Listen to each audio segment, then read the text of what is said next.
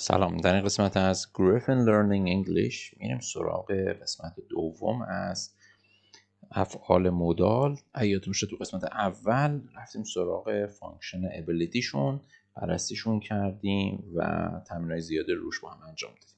این دفعه میریم سراغ فانکشن دو که پرمیشن و ندادن اجازه و اجازه دادن. خب برای گرفتن اجازه میتونیم از can, may, could و be able to استفاده کنیم. بریم مثال هاشو با هم دیگه بررسی کنیم. مثلا can I use your pen؟ میگه میتونم از خودکارت استفاده کنم. Could we borrow your ladder please؟ اونم در جواب میگه well I'm using it at the moment. و may I see the letter؟ اونم در جواب میگه certainly. یادمون باشه که could often sounds more polite than can. مثلا کلا could اگه استفاده بشه جایی که can هم میتونه استفاده بشه، مثل اینجا یه کمی polite تره. و may چیه؟ may formal تره. پس برای اجازه خواستن از can, could و may میتونیم استفاده can I, could I, may I, could we و so on.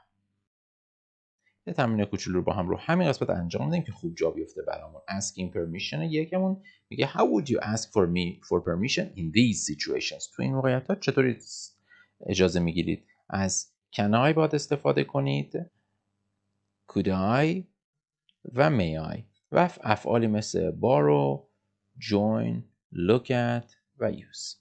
مثلا you are at a friend's flat and you want to make a phone call. میگه چی؟ Can I use your phone؟ یا could I or may I؟ همشون درسته.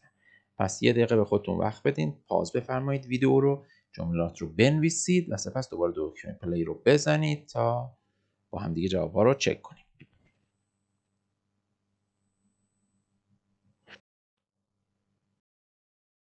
خب number one. You need a calculator and the person sitting next to you has got one. پس چی بهش میگیم؟ میگیم can I borrow your calculator؟ Number two, you have gone into a cafe. Three people who you know from work are sitting at a table. You go over to the table and چی میگید؟ میگید may I join you؟ و you had to go to a lecture but you were ill. Your friend went to the lecture and took notes. Next day you are well again and you see your friend و ازش پرسید could I look at your notes؟ حالا بریم سراغ یه فانکشن خیلی خوشگلی است. تو همون رده پرمیشن بریم دوتا عکس رو با هم بررسی کنیم. خب تو تصویر اول میبینید که نوشته You may telephone from here. یعنی شما اجازه داری که اینجا تلفن بزنی، از تلفن اینجا استفاده کنی. اما تو تصویر دوم نوشته Bicycles must not be left here. یعنی نباید اصلا اینجا دوچرخه‌ای گذاشته. حالا بریم سراغ این که اصلا این جریانش چیه. وقتی میخوایم اجازه بدیم به انجام کاری میتونیم از can استفاده کنیم، از may استفاده کنیم، اما از could نمیتونیم استفاده کنیم. پس could رو اینجا یه ضرب در میزنیم. میتونیم بگیم you can wait in my office if you like. میتونیم بگیم حالا دومیشو نگاه میکنیم با هم دیگه. پس you can may تو بیاین سراغ یکی you may telephone from here. ولی وقتی میخوایم اجازه بگیریم could اوکیه. could I borrow your calculator؟ of course you can. ولی وقتی میخوایم اجازه بدیم پس یا can یا may. خب may گفتیم فرمال تره و زیادم تو اسپیکینگ استفاده نمیشه. حالا وقتی میخوایم اجازه ندیم یا ریفیوز کنیم یا پرمیشن رو، همون مثل can منفیش میشه can't و may میشه may not استفاده میکنیم. دوباره گفتیم از couldn't استفاده ای نمی کنیم. پس اگه بگیم could we picnic here، برای اجازه خواستن میتونیم ازش استفاده کنیم، ولی در جواب باید بگیم I'm afraid you can't. حتی در جواب مثبت هم باید بگیم can، ولی حالا چون گفته نمیتونی باید can't استفاده. Members may not bring more than 2 guests into the club. پس may not اوکی بود. پس منفی و مثبت در هر حال فرقی نداره، چه بخوایم اجازه بدیم چه بخوایم اجازه ندیم از may و can حالا به صورت مثبت و منفی استفاده میکنیم. البته خب must not هم اینجا خیلی جدیه که یعنی luggage must not be left unattended. خیلی تو فرودگاه میبینیم که وقت اگه یه چمدونی ببینن که هیچکی دور برش نیست فوری خالی میکنن، میترسن بمب باشه. پس این خیلی جدی مون که must not اصلا یک اوردر داره پشتش. بریم مثل تمرین با هم انجام بدیم. از can و can't برای این تابلوی راهنمای رانندگی استفاده میکنه. فعلامون میتونه drop باشه، میتونه go باشه، میتونه have باشه، park، play، smoke and turn باشه. اگه اولین تصویر رو با هم دیگه نگاه بکنیم، یعنی این تصویر، مشاهده می‌کنید که میشه you can't go this way. پس این میشه اولیش.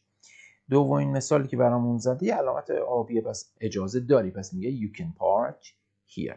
برای بقیه تابلوها 1 2 3 4 5 لطفا پاز بفرمایید، جملاتتون رو با کن و کنت بنویسید تا بعد با هم دیگه چکشون کنیم. خب شماره 1 همونجوری که تابلو رو میبینید میگه you can have a picnic، پس اجازه دارید. شماره 2 خط زده روش، پس معلومه you can't drop litter. نمبر 3 خب گردش به چپ رو آزاد داده، پس میگه you can turn left. و شماره 4 ممنوع کرده هر بازی با توپی مثل فوتبال، پس گفته you can't play ball games یا you can't play football. و شماره 5 هم که smoking رو منفی کرده، پس you can't smoke. خب بعضی وقتا ما راجع به قوانین که توسط کسی دیگه ای گذاشته شده با استفاده از can, could و be allowed to جمله میسازیم. در حالت present که اصلا مشکلی نداریم، میگیم که each passenger can take one baggage onto the plane. خیلی راحت تو حالت present از can است. گذشتهش هم فکر could خیلی راحته دیگه، مثلا میگیم که in the 1920s you could drive without taking a test. خیلی راحت میتونستیم موقع در 1920 بدون تست دادن هم رانندگی بکنیم. حالا از be allowed to هم میتونیم استفاده کنیم، چه تو present چه تو گذشته و حتی آینده. can و could دیگه نمیتونیم تو آینده استفاده کنیم، ولی be allowed to همه جا میشه ازش استفاده کرد. پس برای present به جای مثلا can میتونستیم بگیم که passengers are allowed to take one bag into their plane. یا برای pastش میتونیم بگیم که we weren't allowed to look around the factory yesterday. و برای آیندهش مسلما will I be allowed to record the interview on tape. همشون مجازن. حالا یه تفاوت کوچولو اما مهم رو میخوایم با هم بررسی کنیم و اونم اینه که موقعی که داریم راجع به یه general permission حرف میزنیم، یه اجازه عمومی، این در گذشته البته میتونیم از could و was or were able to هر دو استفاده کنیم. برای مثال I could always stay up late as a child، یا میتونیم بگیم که I was always allowed to stay up. اما وقتی که این قضیه برمیگرده به یک حالتی که به یه جای ختم شده، یعنی یه پرمیشنی بوده که یه نتیجه‌ای داده و جنرال نبوده، اسپسیفیک بوده، اینجا دیگه could استفاده نمیشه. پس جمله رو با هم بخونیم. But to say that the permission resulted in particular action, something that really happened, we use was or were allowed to, but not could. پس وقتی که داریم راجع به یه مورد خاص از اجازه در گذشته صحبت میکنیم، اجازه نداریم از could استفاده کنیم. مثلا میگیم که I was allowed to leave work early yesterday. دیروز این اجازه رو دادن. یا we were allowed to go into control room when we looked around the power station. همون یه مورد بوده.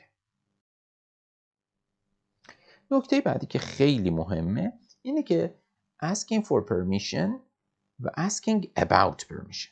ببینید یه زمانی من دارم از یکی میپرسم، asking for permission رو با هم بررسی کنیم، میگم may I take a photo of you، میتونم از شما یه عکس بگیرم. اینجا من دارم چی میپرسم؟ ازش میپرسم که تو به من اجازه میدی. اما وقتی که میخوام ببینم اصلا قانون اینجا چی میگه، جریان چیه، چی به چیه، میگم که asking about permission. میگم are we allowed to take photos، که اصلا ما اجازه داریم عکس بگیریم. اینجا دارم راجع به قانون میپرسم دیگه، میگم حالا قانونش اینجا چیه، what is the rule.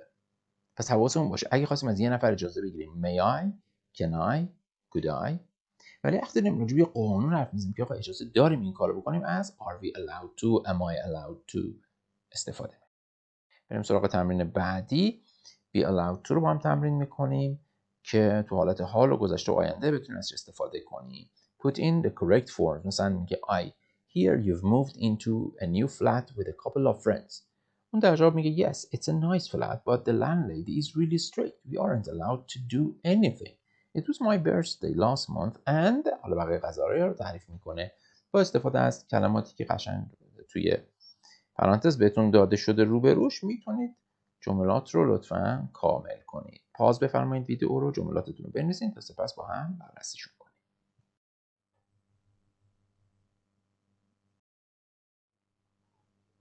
And I wasn't allowed to have a party. دوستش ریتا میگه Oh, We are allowed to have parties at our place. Luckily, we are allowed to do anything, more or less allowed. We are hoping to have an all-night party soon, but I'm not absolutely sure if we will be allowed to hold it.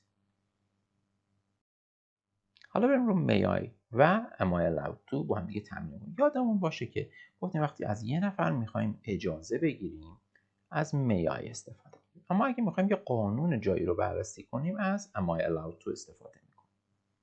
خب سوالش هم همینه. Are you asking for permission or asking what the rule is? What the rule is اینجا برمیگرده به چی؟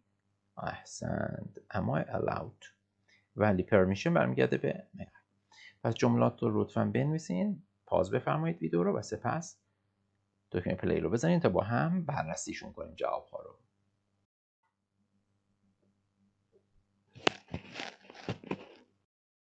خب number 1 Am I allowed to cross the road here؟ اینجا معلومه که دیگه من دنبال اجازه شخصی نیستم. اون اصلا قانون چه اینجا. Number 2 May I ask you a personal question؟ ولی این قشنگ معلومه اجازه دارم که ازت سوال خصوصی بپرسم. Number 3 Am I allowed to rollerblade in this park؟ Am I allowed to drive a car without insurance? Number 4 and number 5 May I read your magazine؟ خوشحالم که در این قسمت در خدمتتون بودیم و تونستیم یکی دیگه فانکشن های مودال ها رو با هم بررسی کنیم. در قسمت بعد میریم سراغ فانکشن دیگه شون که امیدوارم به زودی اون رو هم بتونیم آپلود بکنیم. ممنونم از اینکه با ما بودید و تمرین بیشتر، تکرار سال من کمکتون می‌کنه که خیلی راحت بتونین از این فانکشن مودال ها هم به راحتی استفاده